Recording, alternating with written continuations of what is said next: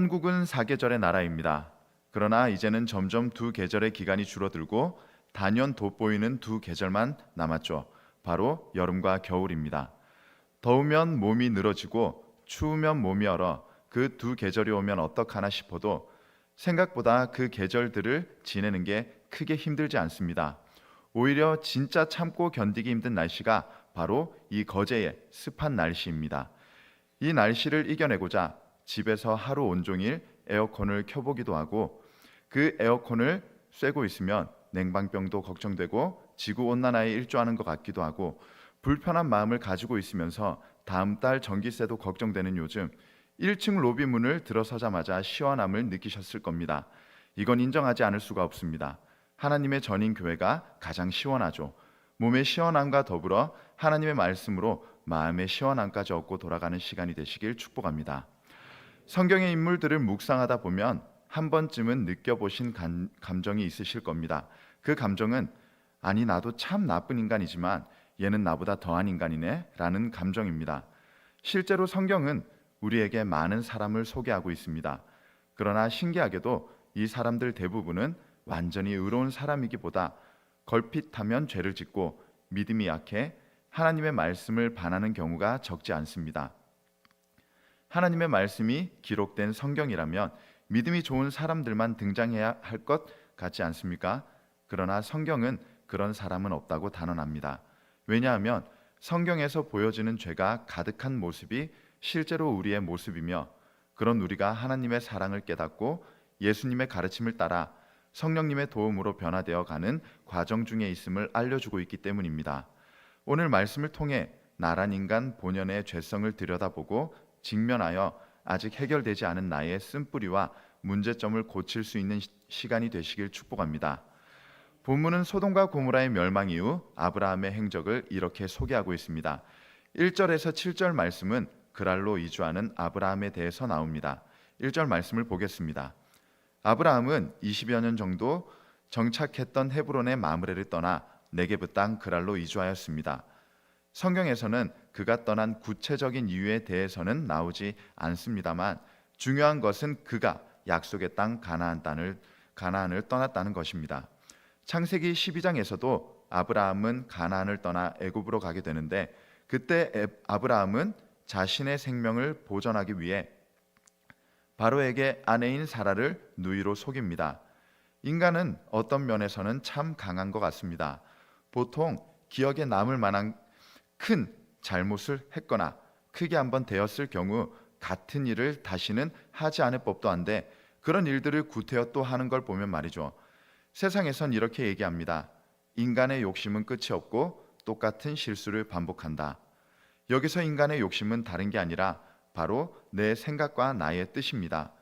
모든 문제의 시발점은 바로 나의 유익과 이익을 기준으로 선택하고 결정하여 살아가는 데 생깁니다. 오늘부터 우리의 모든 생각과 기준이 하나님께로 향하길 원하며 하나님이 기준이 되어 살아가는 삶을 통해 더 큰 축복과 은혜를 누리는 모두가 되시길 축복합니다. 2절을 보겠습니다. 아비멜렉이 아브라함의 아내인 사라를 데려갑니다. 다만 이때 사라는 경수가 끊어지고 아이를 가질 수 없었기에 여성으로서의 의미보다는 다른 목적으로 데려갔을 것입니다. 이때 상황과 시대상으로 비춰보았을 때 이런 아비멜렉 행동이 문제가 되지 않는 게 사실이긴 합니다. 그래도 당시 문화와 상황을 현재에 온전히 적용하기는 무리가 있긴 하지만 도의적인 책임으로서 사람이 다른 사람과 함께 얽혀있는 상황에서는 상대방의 의사를 묻는 것이 당연한 일입니다. 즉 자기가 필요하다고 당사자인 사라의 의사를 묻지도 않은 채 데려가는 아비멜렉이나 자신의 아내를 뺏길 만한 그 긴박한 상황에서 솔직하게 얘기하지 않고 거짓말로 암묵적 동의를 한 아브라함이나 당사자인 사라 입장에서는 속 터지는 상황이 되어버렸습니다. 상당히 실망스러운 아브라함의 대처로 사라는 또다시 다른 남자에게 가서 살아야 할 판국인 거죠. 3절 말씀을 보겠습니다.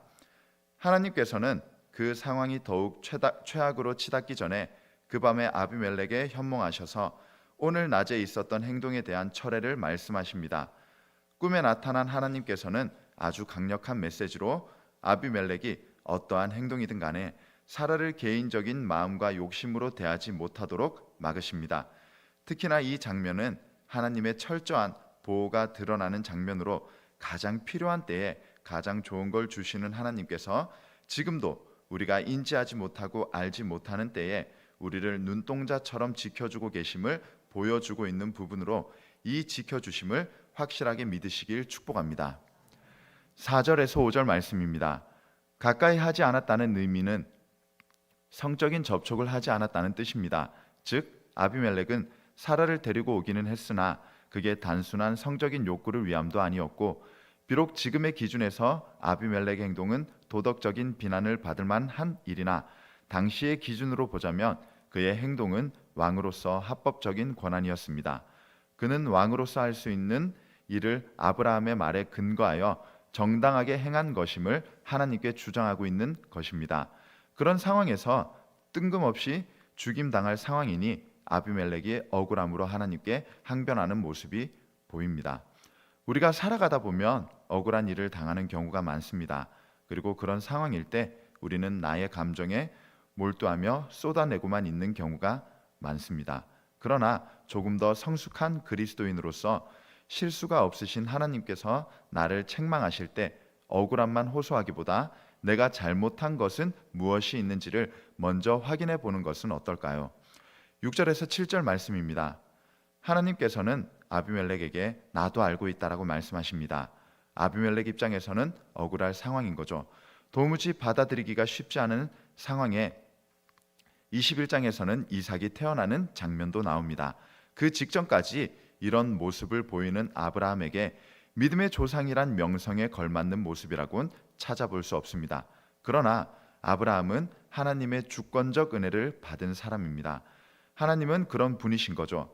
분명 아브라함이 잘못한 부분이 있긴 하지만 하나님의 자녀가 된 우리는 모든 상황에서 하나님의 보호하심을 받을 권리가 생기는 것입니다. 지금 당장 생각만 해도 어렵고 힘들고 견딜 수 없는 일이 있으신가요? 사람에게 얘기하는 것이 물론 잠시의 도움은 될 것입니다. 하지만 그것은 잠깐의 도움일 뿐이며 완전한 도움이 될 수는 없습니다. 오직 완전한 도움을 주시는 하나님을 찾읍시다. 오늘 이 시간 하나님께서 우리의 어려움을 아시고 그것을 해결해 주시기 위해 우리 모두를 이 자리로 불러주셨음을 믿습니다. 8절에서 17절까지의 말씀은 아비멜렉이 아브라함에게 대한 책망과 아브라함의 변명이 나오고 있습니다. 먼저 8절 말씀을 보겠습니다. 꿈에서 하나님의 말씀을 들은 아비멜렉은 충격을 받죠. 아니 내가 무슨 잘못을 했다고 싶은 마음으로 빠짐없이 모든 이들을 불러 그 꿈에 대한 하나님의 날벼락을 전합니다. 패닉에 빠질 만한 그 상황, 또 그들 입장에서는 그 기준을 들어보았을 때 이상하지 않은 상황이지만 결정과 선택이 그와 함께 있는 모든 이들에게까지 영향을 미쳐 전부 다 죽임을 당하게 될 상황이니 참으로 곤란한 상황이 되어버렸습니다. 9절에서 10절 말씀입니다. 아비멜렉은 아브라함에게 합당하지 아니한 일, 차마 해서는 안 되는 일을 자신에게 행했다고 강력하게 책망합니다. 그럴 만도 한 게 아브라함의 행동으로 무고한 이웃이었던 아비멜렉과 그의 백성들은 큰 어려움을 당하게 되지 않았습니까? 마치 하나님을 믿지 않는 사람이 우리에게 당신 그렇게 행동하면 안 되지 않느냐, 어떻게 사람이 그렇게 행동을 할 수가 있느냐, 정말 뻔뻔하고 그 모습이 그 어떤 누구도 하지 않을 만한 행동을 하고 있다라고 우리에게 책망하고 있는 셈입니다.